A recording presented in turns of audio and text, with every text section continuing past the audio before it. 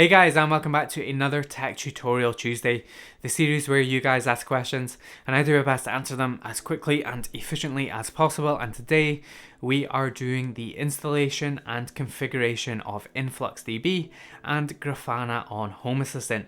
And this is a video you guys have been asking for a very long time. So I'm finally getting around to making it so you guys can stop asking, and hopefully you guys enjoy this video. We're going to be doing installation and configuration of Grafana, and this essentially allows you to do much longer term analysis and visualization of all of your sensor data from Home Assistant. So for example, you can create much more advanced charts and graphs, and you can analyze data from much further back in time than you otherwise would, to give you a much better view of all the trends and things like that. So that is what we're doing today. And if you have any questions for the next Tech Tutorial Tuesday, make sure to leave them in the comments box down below, and you never know, I might just answer it. And if you haven't already, make sure to drop this video a like and get subscribed, and let's get on with the video. Before I forget, I do need to issue another warning to you guys still using a Raspberry Pi with an SD card. Once again, we're dealing with another database application, so do not install this on your Raspberry Pi with an SD card. You will more than likely cause it to wear out very quickly. So why do we actually need InfluxDB and Grafana? Well, as I mentioned, it's kind of like the logbook and history pages inside Home Assistant. It's kind of like them, but on steroids. It essentially allows you to retain data much longer than you normally would, and analyze and visualize the data that you're capturing in a much more meaningful or much more useful way. So you can create graphs and charts and bars and pie charts, all containing data that you would normally purge after, say, 10 days or so. The default data retention period on Home Assistant is 10 days. Some people keep less than that, even like 7 days or 3 days. And so having something like InfluxDB allows you to retain data for much longer than you normally would. And this allows you to keep your main Home Assistant instance clean and tidy and running very quickly, whilst storing all the data that you actually want in a separate database, so that you're not bogging down the main Home Assistant instance. There is actually two components to this setup, InfluxDB and Grafana. InfluxDB is essentially the database that stores all of our statistics and stores all of our data in that database, and Grafana is the front end that actually allows us to visualize that data in a way that makes sense. So InfluxDB is the back end, Grafana is the front end. A real life practical application that might make a bit more sense than the explanation I just gave you is that in my Q&A video I talked about making or controlling my parents' dual biomass boilers with Arduino. That has a ton of pumps and valves and sensors. It allows us to look back over previous trends, see what's happening with the data, see where we could optimize it to turn on the pumps to make it more efficient and things like that. So we use Grafana for longer data term retention so that we can fine tune that boiler system and make it a lot more efficient. A question you might now be asking is, you just got us to install MariaDB last week, why do I need yet another database? But there are quite a number of differences between these two database applications, but the main one is that MariaDB is a traditional relational database, whereas InfluxDB is a time series database. And the way that these store information is drastically different. One, InfluxDB is optimized for monitoring data and things like that, whereas this kind of application is not suited to a relational database. So that is the main difference. The MariaDB install isn't defunct now because of InfluxDB. These actually run side by side. You cannot use the built-in Home Assistant recorder with InfluxDB, and likewise you cannot use Grafana with MariaDB. They're just two different types of databases that run side by side. So all of the things we did in the MariaDB video, they still exist and they still work, and that's exactly how I use it. You don't need to get rid of that setup. This runs alongside what we're going to do today. Now that we've talked a little bit about InfluxDB and Grafana, let's move on and actually install them, and we're going to start with InfluxDB. So as I mentioned, there are two components to this installation. The back-end database, which is InfluxDB, and then the front-end visualizer, that is Grafana. First, head over into the supervisor store and find InfluxDB and then hit install. Then you'll want to tick the box for Watchdog and also the show in sidebar options. We can actually just hit the start button straight away for this one. There are options you can configure in the configuration menu, but the defaults are good for this video. Then head over to the logs and you'll need to give it a few minutes to fully start up. Then click on the InfluxDB item in your menu, which will bring you into the UI. The first thing we need to do is to create a new database to hold our data. And we also need to create a new user with privileges to read and write that database. From the menu, click on the InfluxDB admin item, and then on the database page, click Create Database. You can name this database anything you want. I'm just going to name it Home Assistant. You can then add or edit the default retention policy. The retention policy is how long that all the data will be retained for before being purged. You can select hours, days, months, or just set it to be indefinitely, which will keep all data.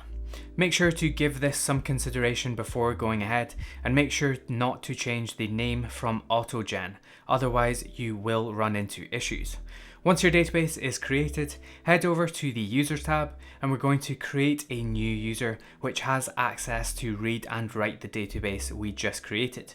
I'm just calling mine Home Assistant again and entering a password. Then tick the box to create the user. Once created, make sure to change the permissions to all and hit apply to save. Once done, we can head over to our Home Assistant and we're going to add the InfluxDB integration, which essentially tells Home Assistant to start sending sensor data to InfluxDB. This won't stop data being sent to the recorder, so the history and logbook pages, so you don't need to worry about that. This is in addition. Make sure to enter the IP address of your Home Assistant server in the host section, and then set the values you used for the database, username, and password fields. The default measurement parameter will become a bit more clear later, but basically it will add a default measurement to any of your sensors that don't have a unit of measurement set in the attributes, such as degrees Celsius. Check your configuration and then restart, and then head back into the InfluxDB page, and we're going to just verify that data is actually being sent into the database before we proceed. Head over to the Explorer page, and then you'll hopefully see two retention policies on the left hand side. If you click on the Home Assistant one, you should have data in the measurements and tags column. This is good as it means we are receiving data, and you can expand these tags to see your sensors. If you have data here, then we can proceed. If you don't have data, then go back and check your configuration and check your Home Assistant logs where it will give you any errors. Next, we are going to install Grafana. Head back to the add-on store, find Grafana and install it. Hit the Watchdog and show in sidebar options, and we can once again just hit start. Give it a few moments to start up again, and then open the web UI from the sidebar. Once loaded, you will land in the Grafana UI, where you can create your charts, graphs, dashboards, and visualize your data. But first, we need to add a new data source. On the left hand side, hit the little cog icon and then add a data source. Select InfluxDB from the list, and then in the URL section, we need to add the URL of our Home Assistant server. Don't be tempted to use localhost here. Either use the IP address of your Home Assistant server or the container name. Make sure to add HTTP to the start and port 8086 at the end. Leave all the other options default, and then scroll down to the database details. Enter the name of your Home Assistant database that we created earlier inside InfluxDB, as well as the username and password. Then hit the Save and Test button, and if everything is configured correctly, you will get a message saying that it tested and the source is correct and working. And that is essentially all you need to do from the installation point of view. Now let's go through the next part together, and we can create some basic graphs and dashboards. I'll show you some basic information. I obviously can't show you exactly everything because everyone has different sensors and different information available to them. But I'll take you through, and we're going to create a system monitoring or a systems resource dashboard that will allow you to monitor your CPU, memory, network usage like we did in last week's video with MariaDB. And if you haven't set up the systems monitoring integration and you want to follow along exactly as I'm doing here, then make sure to go back and check that previous video for how to install the systems monitoring integration, and you should have the exact same information that I've got here. Okay, so over in the Grafana dashboard, this is what your main landing page will look like. And essentially the dashboards, there's two sort of main components to Grafana. There is the panels and there's also the dashboards. And panels is essentially the individual graphs or the individual charts, and you add all of those up into a single dashboard, so you can have multiple panels inside one dashboard. And your dashboard could be, you can have multiple dashboards all containing panels, and you might have a dashboard for systems monitoring, you might also have a dashboard for temperature monitoring, and you might also have a dashboard for power monitoring in your entire house. So it's kind of just, a dashboard is essentially like a view, but it can be exactly however you want it to be. It can look however you want. There is no set rules. So over in Grafana, you'll have something that looks like this. And this is actually a dashboard that comes by default. And you can move all of these around. You can grab these panels, move that down here, move that up here. You can get rid of this panel. And this is essentially just a dashboard that gives you a little bit of information about Grafana, but we can modify this however we want. If you click on this up here and then click remove, we can get rid of all of these stock ones. So just get rid of all those. And remove that. And then I'm going to hit the save dashboard. And let's just give this a new name. So we're going to call this the systems monitoring. So we'll call it systems monitoring. And I'll go ahead and hit save, and that is my dashboard saved. If you want to create another dashboard, you can just come over to the plus on the left hand side and create a new dashboard there. But we're going to work on the systems monitoring dashboard, and you'll notice in the top right hand side we have the add panel, we have the save dashboard, and we have the dashboard settings as well as the view. If you click on the little plus button to add a panel, you'll see that a new panel opens up in the center screen, and then we can click on add new panel.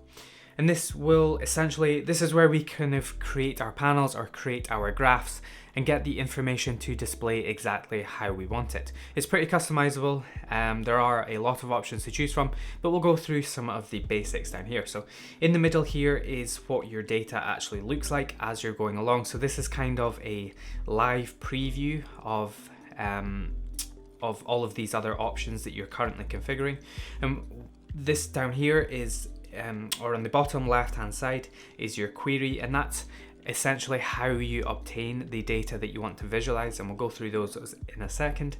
And then on the right hand side is all of the options where you can kind of choose how to display your information or how the information is arranged, change colors, change graph types, change labels, etc, etc. So let's just go through and create a systems monitoring one, and more specifically we'll do a CPU and memory monitoring graph. So in the bottom down in the query section, this is where we essentially build out our query to retrieve our data. I'm going to go ahead and click on this little pencil just to name this a little bit better. This doesn't affect how the data is displayed. It's just once you have multiple queries in one panel, it's handy to name them just so you can quickly identify which query does what. So I'm just going to call this CPU percent monitoring. Hit enter, and then underneath you'll notice some of these options are quite like SQL or SQL queries if you're familiar with those, but if you're not, essentially you just go through and sort of pick the options you want. So you can leave the default, you can either select default or autogen, they're both do the same thing. Click on select measurement, and then this is where we find the entity from the list that we actually want to pull into our query. So I know that my CPU monitoring is under the percent one, and then you'll see as I selected the percent, it then starts to pull in all my information at the top here. I'm going to narrow this down a little bit more by clicking on the plus button, clicking on entity ID, and then selecting my processor use percent. And so now this is actually retrieving all of the values for my processor use percent entity, and then mapping them onto the graph there. So this looks pretty good. So you can see it's pulling out all my dots into the chart. So these are all the percent points of my processor usage, but it's a little bit messy. All of the dots aren't joined up for us. It doesn't really mean much at the moment, so we're going to fix that in a second, but let's finish our query. So under the select value, this is where you can choose what values you actually want to pull in. So if we click on the plus button, you get lots of options, and you can go through and select the ones that you want. So there are quite a few you can actually choose from. You can transform the data, you can do aggregations, but the one I want, I think, is the max. So I want to see the max CPU percentage in that time period. So I'm going to click on selectors and then click on max. If I then go through and then just finish the rest of the options, the rest are pretty good. You can select what time period you want. So only retrieve one value every 1 minute or 5 minutes or 10 minutes, or even 1 second, 10 seconds. I'm going to leave that as the default just now. And that is pretty good for my query. That's all I really need to do. On the right hand side, this is where we change how the data is actually displayed. So I'm going to go ahead and name my panel. So this panel title corresponds to this panel title up in the top. So we call that CPU and memory, because I'm going to add our memory percent in a second. So we save that, and that changes this value over here. I'm also gonna, because I've not long started monitoring this data, obviously we just went through and set it up a second ago, I'm going to change my time period back to the last 1 hour. And that gives us a much better view of all of my data points. You can select whatever time period you want up here, and it will automatically scale the data to that time period. You can also select to auto refresh the data every however long. So I want to maybe set every 30 seconds, I want my data to refresh. So this looks pretty good so far. It's a little bit better than it was. We can see a bit more clearly what was happening, but I want all of the lines to be connected. I want to do a proper line graph over the time period. So what I'm going to do is head over into the panel, and then on this drop down for visualization, this is where you can select the different types of visualizations or graphs or charts that you want. So it's currently on graph, but I want to change over to the time series. As soon as I do that, this will automatically then join up my data points, and the data looks a lot more clearer now. On the x-axis we have our time, and on the y-axis we have our percent. And so what we'll do is close the visualization. All of these other options are pretty good. You can go through and change things like the tooltip mode, the legend if you want to have a legend, and how it's calculated, etc. You can also add links onto the data table, but for this example I'm just going to leave those as default, and we're going to head over into the field option. In the field option, this is kind of where you can choose how the panel is actually displayed. So we can change things like the curvature of the line. You can do straight lines if you prefer those. I like the curve one personally. You can also change it to bars, and you can also change it back to the points if you want to do that. It all depends on what type of data you're visualizing as to which graph makes sense. But for this example, I like the lines, and you can do things like change the line width. So you'll see as I change that increases the line width. And you'll also see this fill opacity if you have that on. That is how much of the area under the graph is shaded. So I'm going to leave that back not very shaded. So there we go. So that is a basic graph like this. And if we go through and just fill in some of the other options, you can do dashes, dots. Basically, it's all about changing the look of the graph. So then we can go through and give our axis a label. So I can give it a label like percent, and that'll add a percent label over onto the left hand side. You can change these other options. You can change the scale type. I'm going to leave that as linear for this particular thing. And then you can change the unit as well. So if I change this from short, we can go into the options up here, and I'm going to choose the percent 0 to 100 because that is the data I'm using. My data is all in percent, so it's always going to be from 0 to 100. Obviously, if you're using a different type of data like Celsius or feet or Fahrenheit or anything like that, you can change these options in here. So I'm going to choose percent 0 100 up here, and that will automatically scale my graph from 0 to 100. You can also do other things like automatically scale the axis to fit your data, or have a max and a minimum value. You can do all that down here. You can also change things like the color scheme. For example, you can choose the classic palette. There are other palettes you can add, or you can change it to a single color. So if I choose that and then click on the option over here, I can change it to a yellow, red, purple, etc. So just whatever your data contains and whatever you prefer, you can change all of those options too. I'm going to change this back to color palette, or classic palette, sorry. And then over in this is all looking pretty good so far. So this is a pretty simple graph.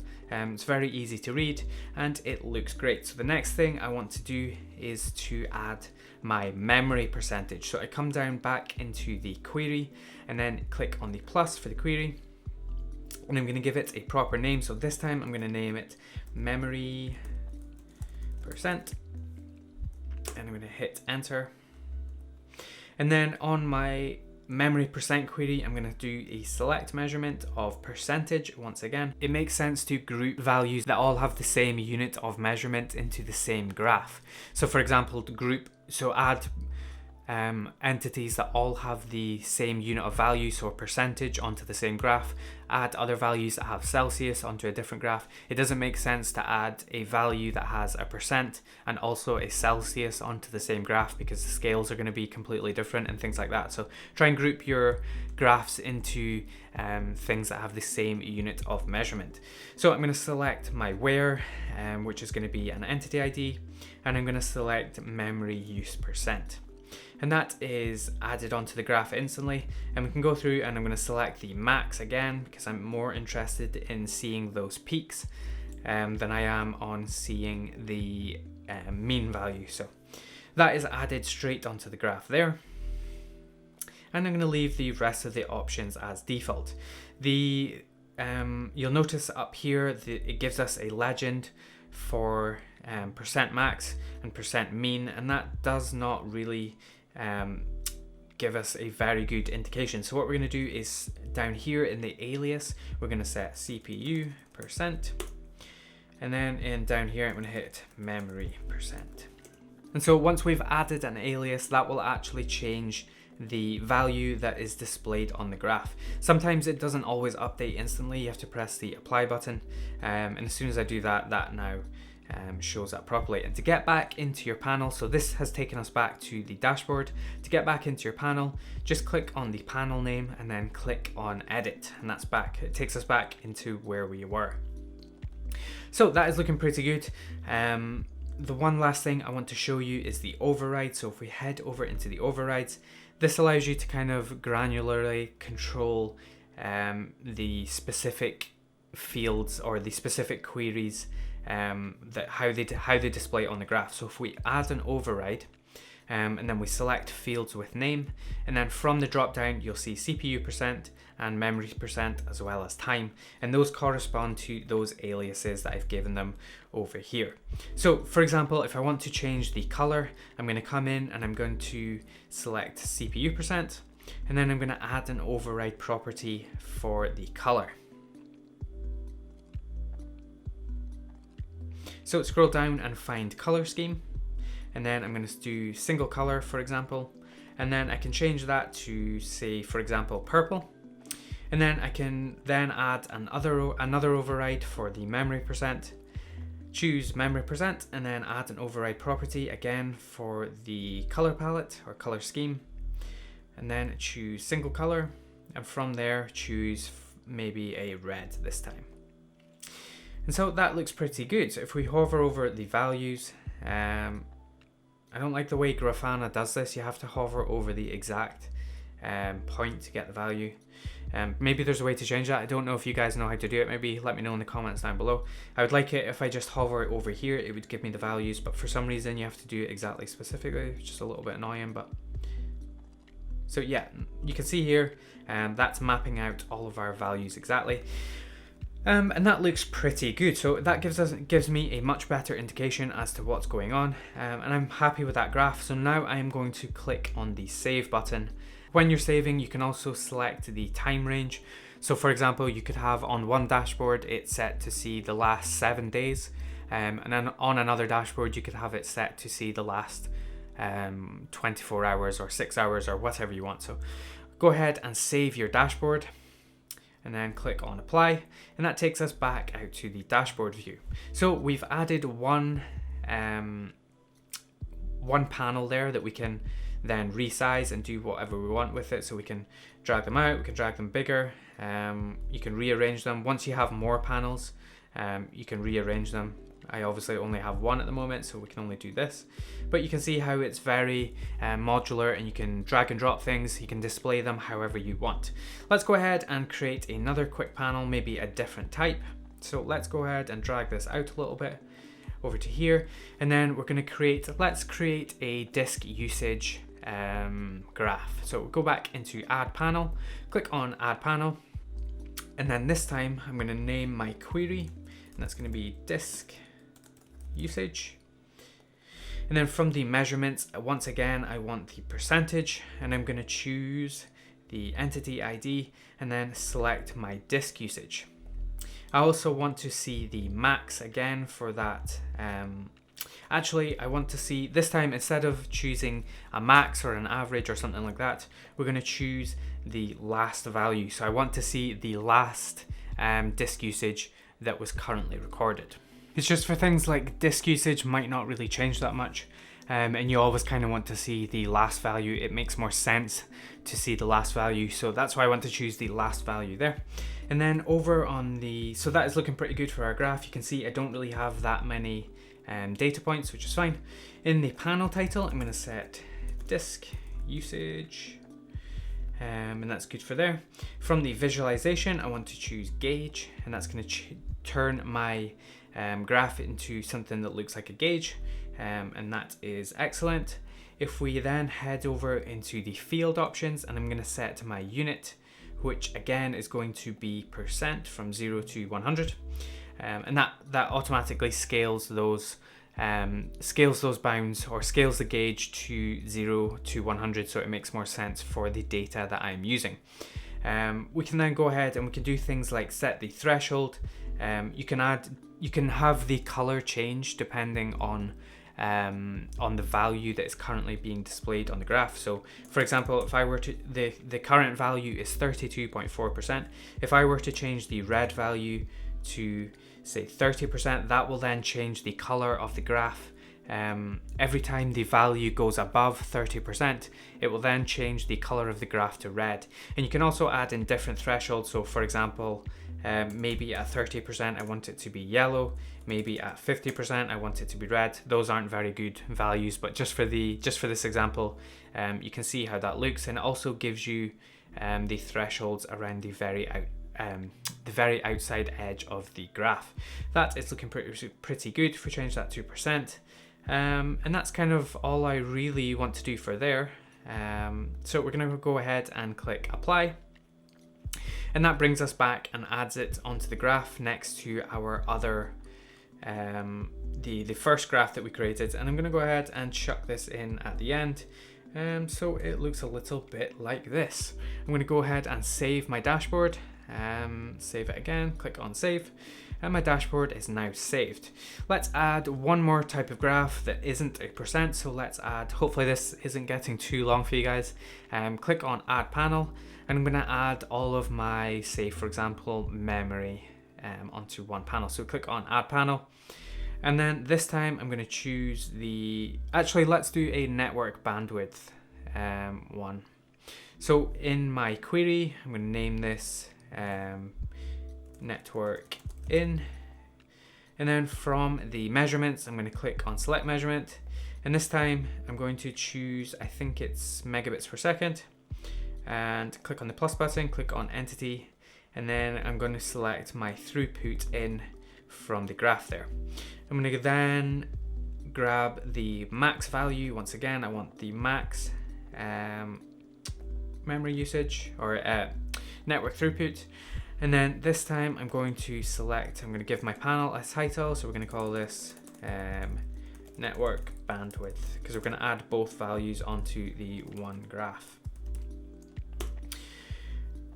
Under visualization, click on time series once again, and that adds our data points. And then from there, we're then going to add our second query, which is going to be, you guessed it, throughput out, network out. And from there, select the entity ID, or we need to select the measurement first. Select megabits per second again, entity ID, and then select the throughput out this time. I'm going to give I'm going to set some aliases, so network in MB/S, network out MB/S. And there we go, that is looking pretty good. I spelled bandwidth wrong very badly, bandwidth. And then from there, I'm going to head over into the field, and we're going to set our units of measurement and things like that again. So if we head down, they all look pretty good. I'm going to set the unit to data rate, and then we're going to select megabytes per second, and that's going to automatically scale our graph to show megabytes per second. So that looks pretty good. So then once we're happy with it, we can then go ahead and click apply, and that's going to bring us back into our dashboard. I wish it wouldn't add it at the top, but rather down the middle, but it is what it is.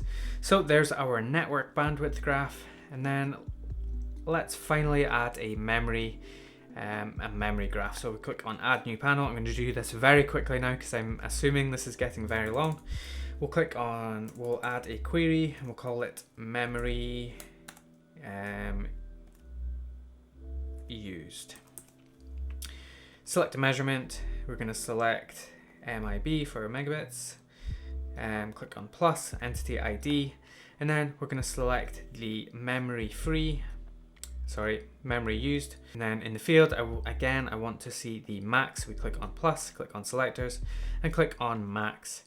And then let's add our second query, which is going to be memory free. So give that a name, memory free. Measurement is going to be MIB again. The plus is the entity ID, and then select on memory free this time. So that adds both our values into the graph, and I'm going to change that to max once again. And there we go, let's change this over into, and then this time we'll maybe increase the line width, change that fill opacity a little bit, and that is looking pretty good. We're going to set our units once again. I'm guessing it's under data maybe, and select megabytes. That is looking pretty good.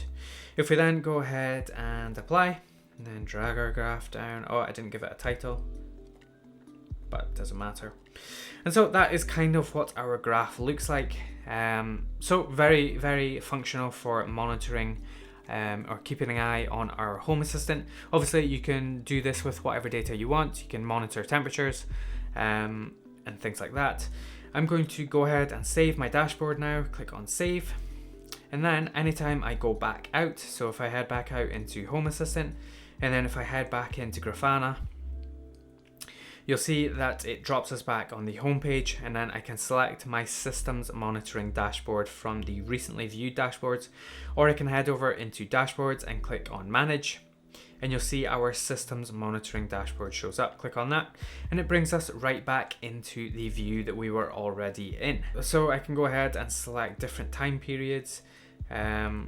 Obviously I don't have very much data in it because we've just installed it, but you can go ahead and select different time periods and it will show you the graphs will automatically adjust for those time periods. So you can see it's very powerful and very handy for keeping an eye on your instances. So that is a very basic guide to installing InfluxDB and Grafana so that you can create some very powerful graphs and charts for longer term retention of data or longer term monitoring or analytics of data for your Home Assistant instance. And I hope that was useful. Hopefully I didn't go on too long and you found some of the examples useful. Obviously there are tons of different things you could do with this. I don't have access to all of the data that you guys have. You guys have got different sensors to me and I've got different sensors to you. So I tried to pick something that was hopefully accessible to everyone, and hopefully it was useful. You could take those things that we did and apply them to your own data.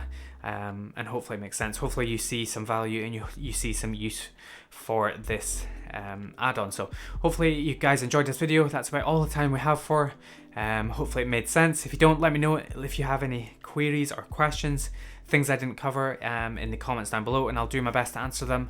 As always, thank you so much for watching this video. If you want to support the channel, you can become a patron on Patreon, and your support allows me to keep on making these videos. Thank you so much to all my existing Patreon supporters.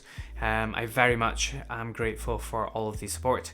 Thank you so much for watching this video. As always, make sure to drop it a like and get subscribed if you aren't already.